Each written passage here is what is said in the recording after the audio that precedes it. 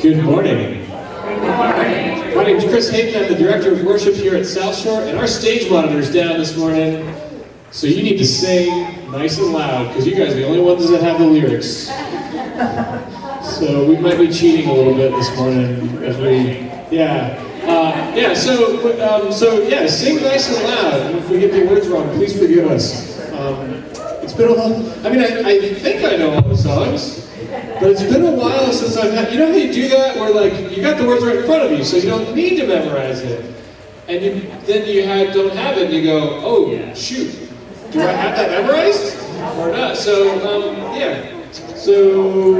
you need to sing loud, is the point in that. This is a free and open worship environment, which means that we'll give some suggestions about sitting and standing, but you're welcome to sit and stand as you please. Dancing and clapping and singing are all highly encouraged. But whatever you do, we ask that you do it sincerely, authentically, with a heart that is open to whatever the Spirit's doing. I think if we do that, it's safe to have high hopes and big expectations. So with that, I'll suggest and invite you to stand as you're able, and we'll start with our call to worship. Hello, everybody. Hello. I'm Kathy Sheehan, the Director of Discipleship and Congregational Care, and I said all of that without the back screen.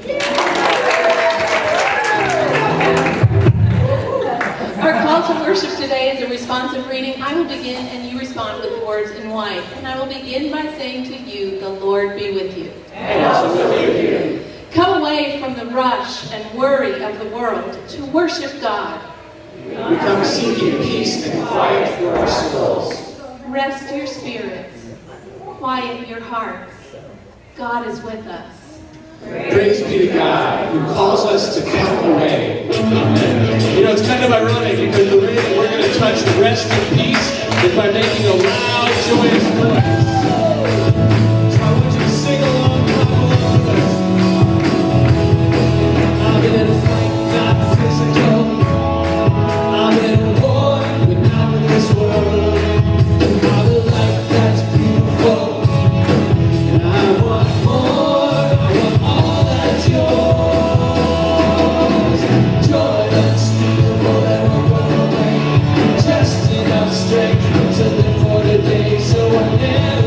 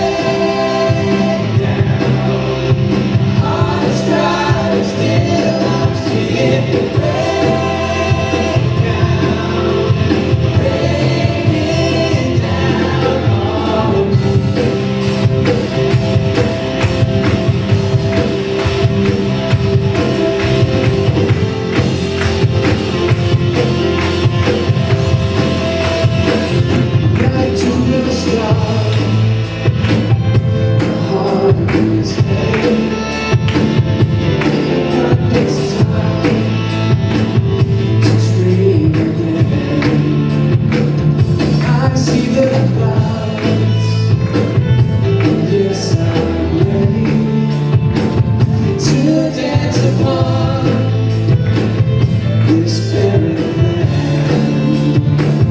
Open my hands, yeah. This land and water we desire, but our hearts can only find. All around the world they're singing rain.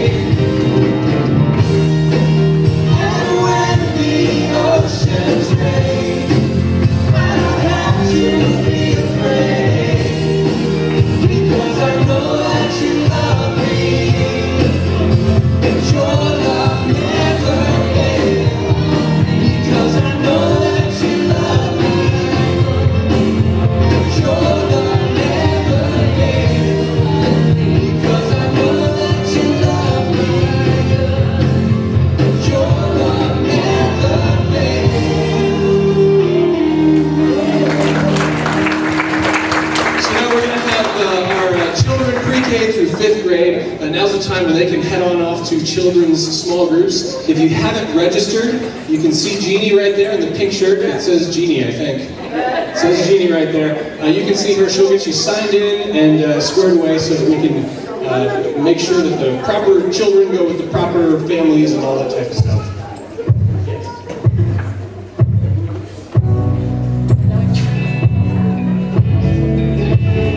And now we come to our time of offering. I would like to invite our worship support team to please come forward and to remind us all that if we have taken an opportunity to serve Jesus for at least 1 hour during the week this week, that we place a salty service card in the basket along with our offering this morning. Let us pray. Lord, we are so very thankful that nothing can separate us from you. That even, Lord, when there is pain in the night, that we know that joy always comes in the morning because of who you are, because of your goodness and your grace, because of your mercy. So, Lord, this morning we give back to you through our prayers. We give back to you through our fellowship. We give back to you through our worship and our singing. And we also give back to you a portion of what you have given us in the way of our finances. So, Lord, we pray that the offering that we place before you this morning pleases you.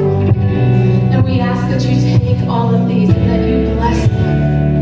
And that you resonate these gifts throughout a broken world who needs to know Jesus. In your holy name we pray. Amen.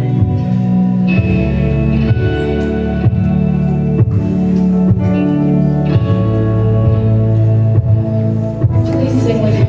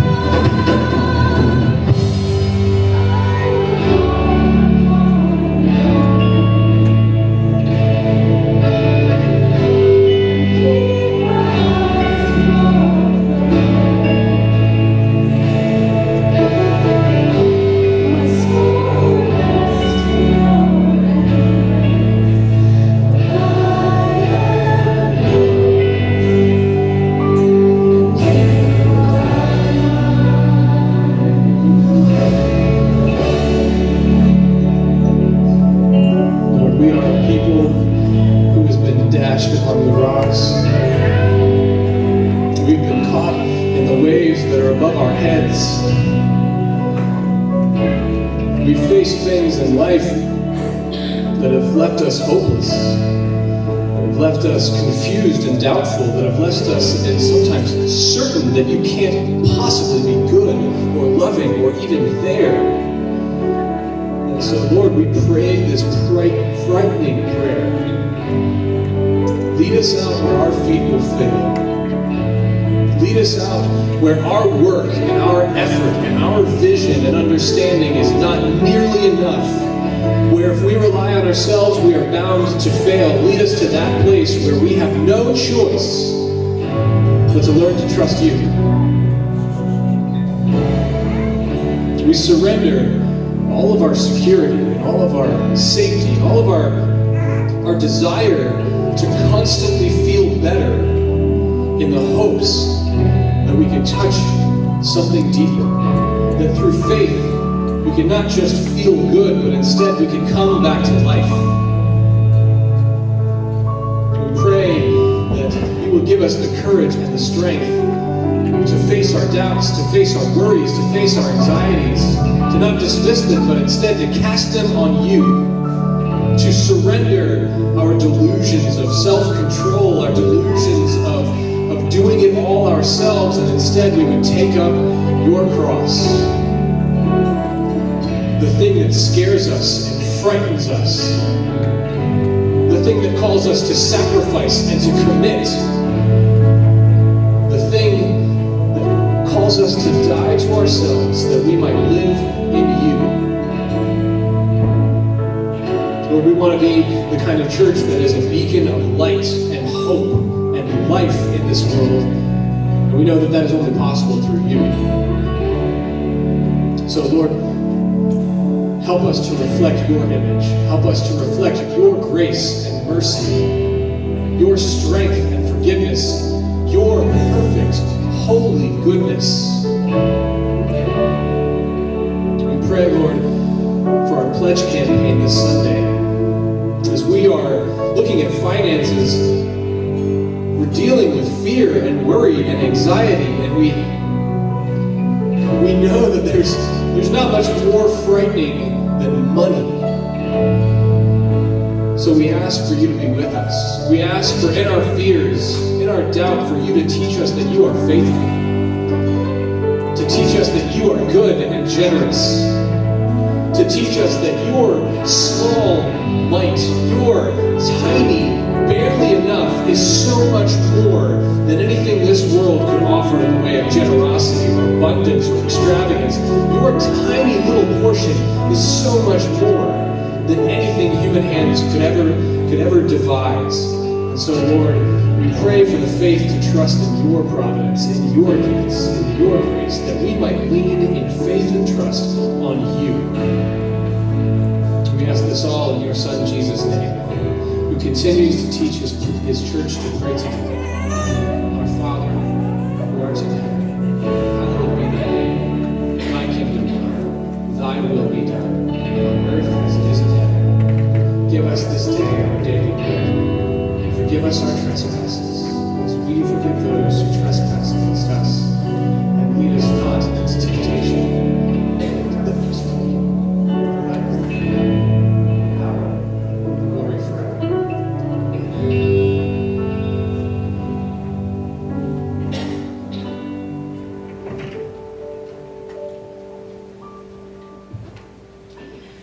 I would like to invite our worship support team to please come on up and get ready to hand out our registration pads. If you have been at South Shore before, we ask that you fill out the white sheet. And if you are a guest at South Shore for the first time today and you would like to register your visit, we invite you to fill out the green sign and let us know the best way to contact you. This is also an opportunity for you to respond to our worship thus far. That if God has moved you in some way, shape, or form that you would like to share with us. I'm usually the only one who reads these, so let me know if there's something that you'd like to talk about or a way in which God has led you in your thoughts and prayers today. Take a moment to do that.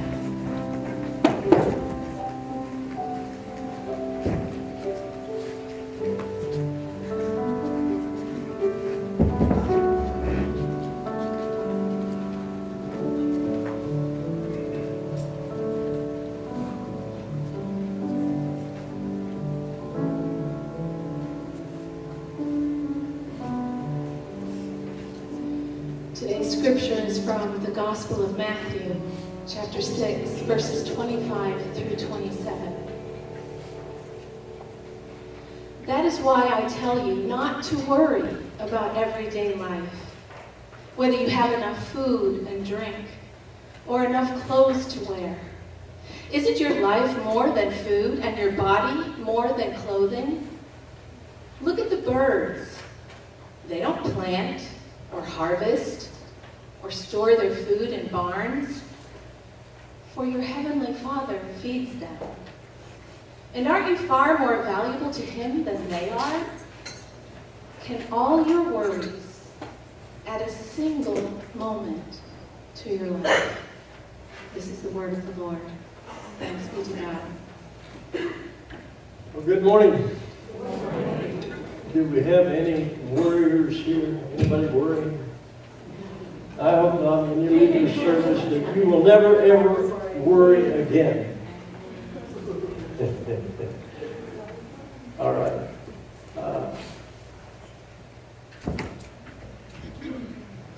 Do you really worry on occasion? Sure enough. That's too bad. Jesus said here in this portion about the birds and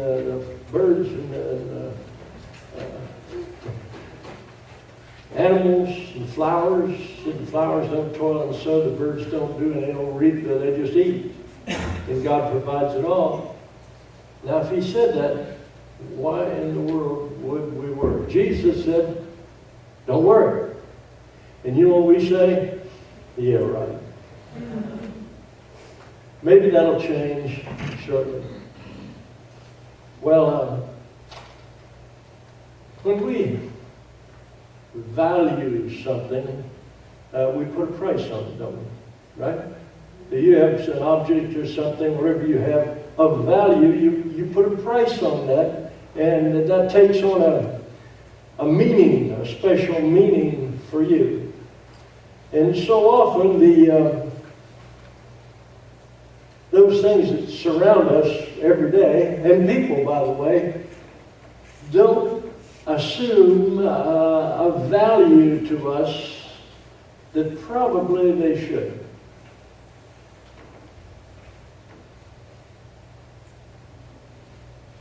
Any of you appreciate birds?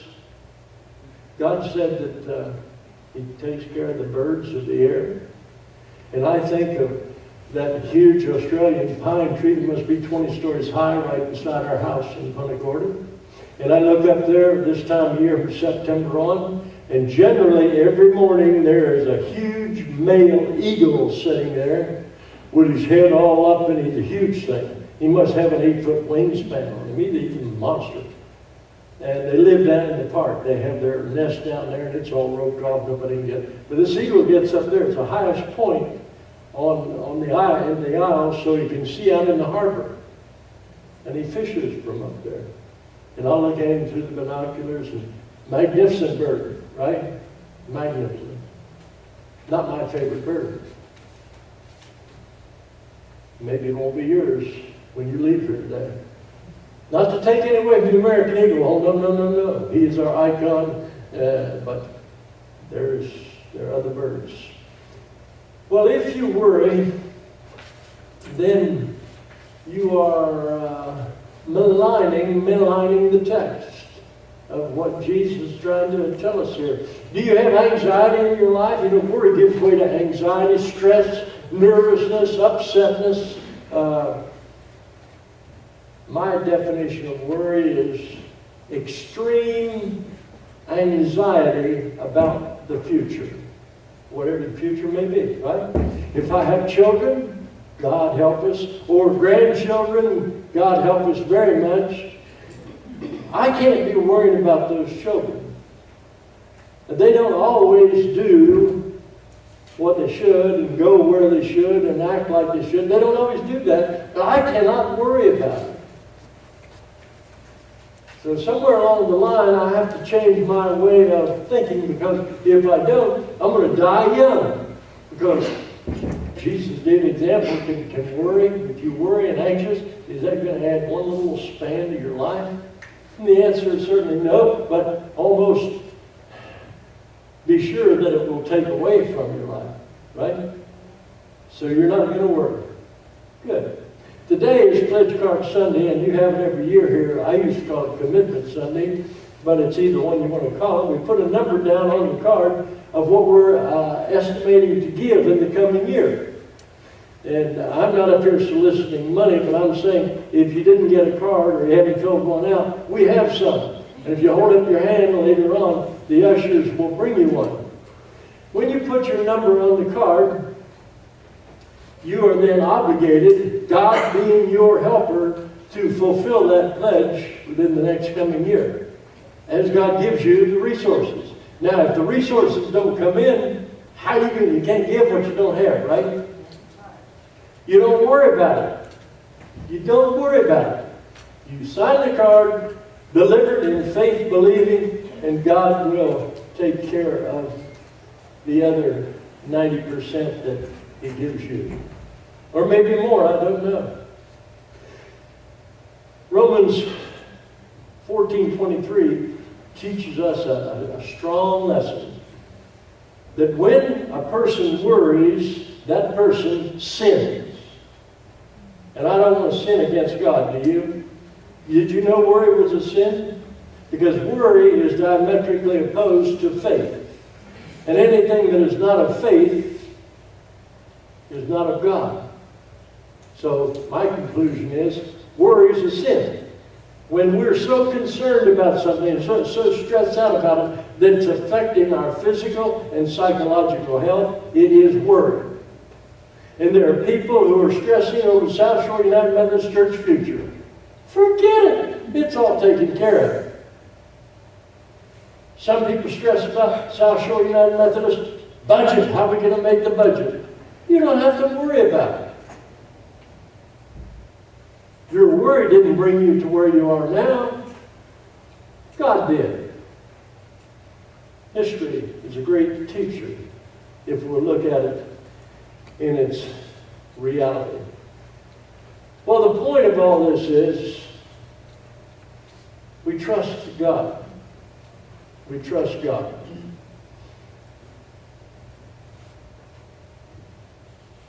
I was recently a new person in town, three months maybe. I'm making this up, by the way.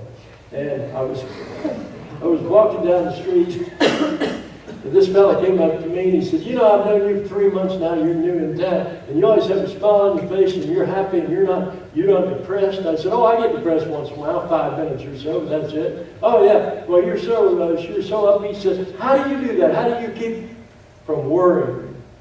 And I said, "Oh, I never worry. That's easy. I pay somebody to do my worrying."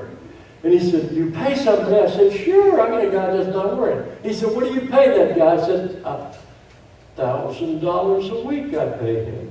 He said, "You do? Where do you get that kind of money?" I said, "That's his worry." Try that next time you're tempted to worry. It works for me. We're told not to worry, but seek ye first the kingdom of God. That follows in verse 13, that whole story about, the birds and the flowers. Then Jesus said, "Don't worry, but seek ye first the kingdom of God." So prioritizing what we intentionally think about is very important. What is the kingdom of God? You, my friends, are the kingdom of God. I like the definition of the kingdom of God, simply meaning those who stand with God. That's the kingdom of God. Those who stand with God. Doesn't mean you're Methodist, Baptist, Catholics, whatever. Those who stand with God constitute the kingdom of God and eventually win. We know the run of the story. That doesn't mean we're going to have some bumps along the way, some failures along the way, some down times, but we know the end. Therefore, I don't have to worry. And I refuse, because it's a sin and it's detrimental to my health. If you choose to worry, shame on you. But I know you won't. I'm thankful that South Shore United Methodist Church is part of the kingdom of God. And I want, when I leave here, to leave at least a little legacy that you would not worry. And I want to know in my heart when I leave here today that you're not going to worry. So, I want to suggest to you a significant reminder not to worry. You know how people tie strings on their finger, or they have a wristband on, like for, a cancer awareness snatch, put a pink band on. I hate those things, by the way. And they're awful. They stick and they die. But, if you wear them, that's fine. But you get the point. That they cause you to remember. Bring up an awareness of that, right? So I want every person in South Shore United Methodist Church, old, young, because the young ones worry too, believe me. They just don't show it. They don't have the wrinkles and the gray hair to prove it. I want you to have a significant reminder that will intensely jog your memory. Say, you're worrying. You don't need to do this. Would you like to have that? How many would like to have it? Good. I'll give it to you. The most beautiful bird, the most conscientious, hard-working, diligent bird on the face of the earth is the buzzard. You've probably never thought of that before. The buzzard, God's gift to mankind. God's gift to the state of Florida. The buzzard. Whether he's a red-necked turkey buzzard, or a black-necked buzzard, or a white buzzard, they all come in all colors. God fashioned them so beautifully, they don't have any feathers on their neck, nor do they have any on their feet. Can you guess why? So they won't get dirty.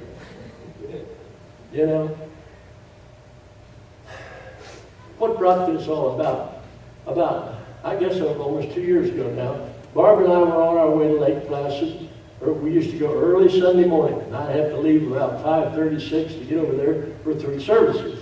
And this time of year, the road through the ranches and then on Route 70 over Lake Placid is full of dead deer, dead hogs, dead raccoons, dead opossums, and God only knows what else.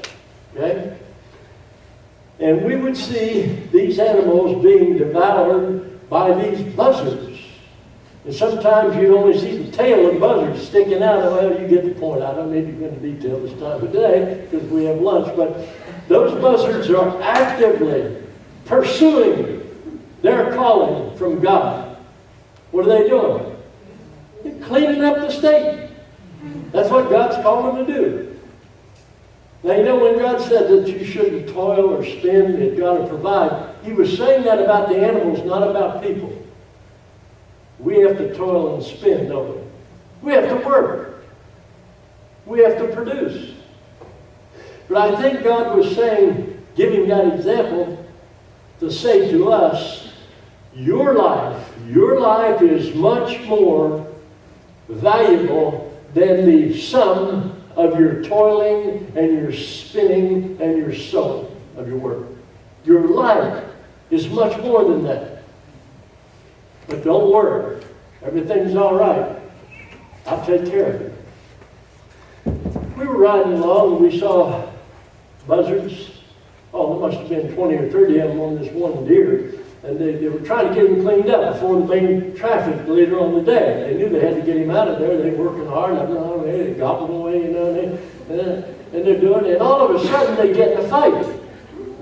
Sounds like church people. They get in a fight with one another. Who's going to get the next speed? There's a lot of food there. And these buzzards are running each other off. I said, now they're not cooperating, but eventually that's just the way they do it. But eventually, they devoured that deer. We came back and there wasn't anything there but some skin and bone. And we heard them talking. We could hear those buzzards. One of them was laughing. He said, I'm sure glad that old truck driver didn't wreck when he hit this rascal. And I'm glad he did. And we heard another conversation going on over there that said, I'm so sorry that lady the other night hit that hog, she just ruined her car, but she didn't get hurt, thank God. They're talking to each other.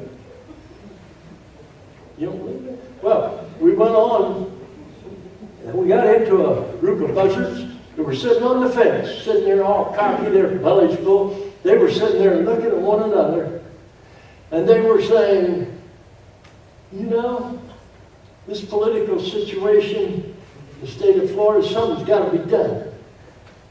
You know, we've never been guilty of feeling entitled to anything. We're out here working every day. We're cleaning up the roads on a regular basis.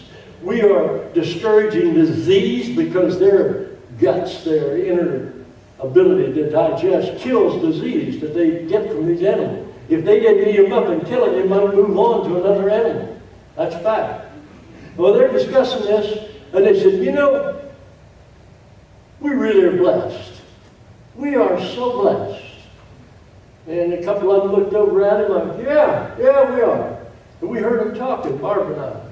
And we got to church and we had a great message on buzzards. The beauty of the buzzards. Feasting on God's provision. Doesn't that make you want to shout hallelujah? When you think about that? My point in saying all this is this. The next time that you are tempted to worry, you think about that beautiful buzzard. You'll never worry again. You won't. Worry destroys more marriages, relationships with children, churches, because worry is the opposite of going forward in faith. Those buzzards, they may have to wait. You know, they've been blessed. God equipped them to do what He called them to do. He gave them the ability to smell from 2 miles away. I always thought they could see that stuff over there. They can't. They smell it. And they're drawn to it. They have the ability to communicate with other buzzards. Kind of like us people, right? We argue with each other once in a while, right? What you may see as a blessing, I may see as a curse. But we still get along. I am not worried one iota about the future of South Shore United Methodist Church. This afternoon at 4 o'clock, we hold a church conference right here in this room. If you possibly can make it, I think you would go away from here with even more of an appreciation for the machinery that keeps the church going. There's a whole lot more to do in church than you see here on Sunday mornings.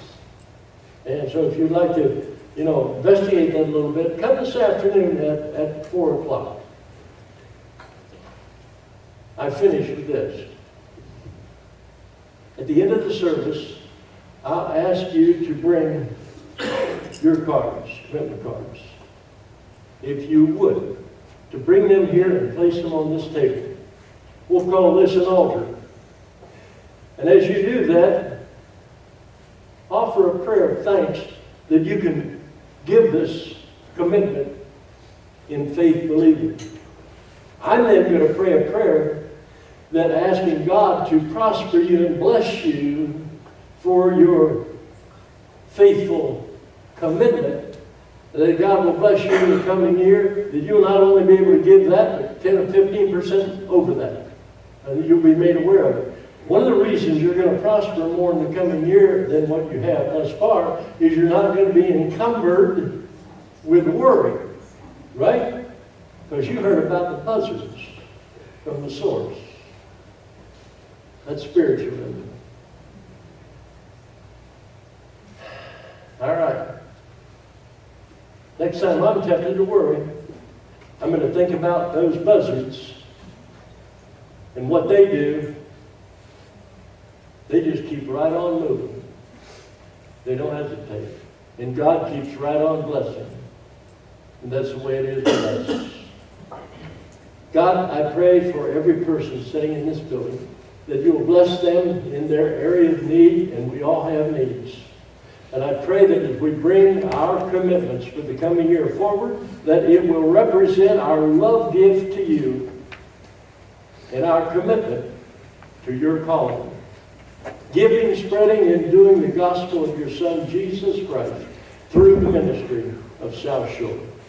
In Jesus' name, I pray. Amen. Get right out of your seat if you would. Bring your cards right up here. Then we'll have a prayer and a closing. Make your prayer as you come.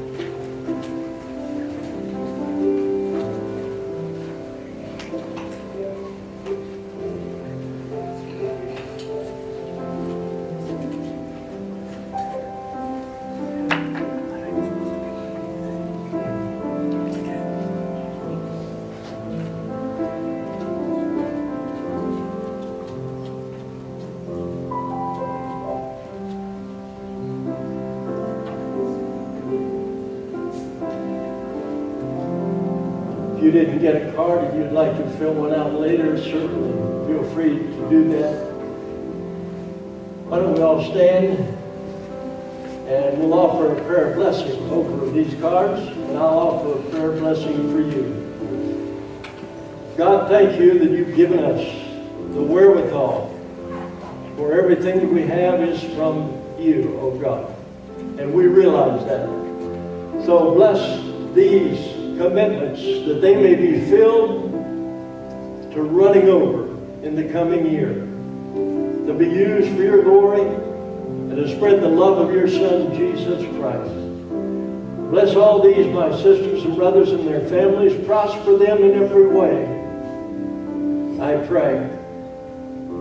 And whenever we may be tempted to worry, that we'll remember the birds and the flowers and your love.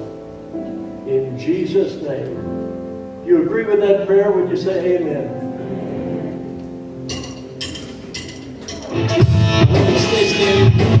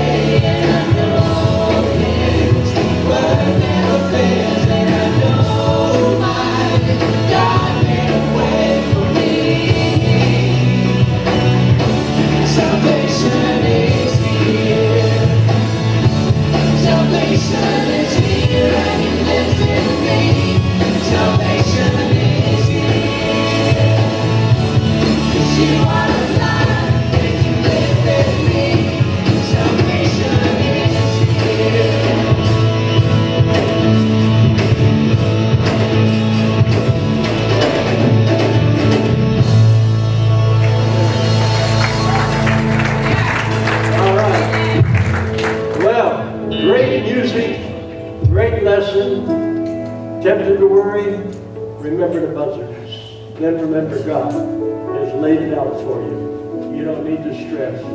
Enjoy life. If you'd like to take the hand of a person beside you, feel free to do that. Sign of unity and love in the church. God, as we leave this place, I thank you that you're blessing all these, my sisters and brothers and their families. Deliverance from harmful worry.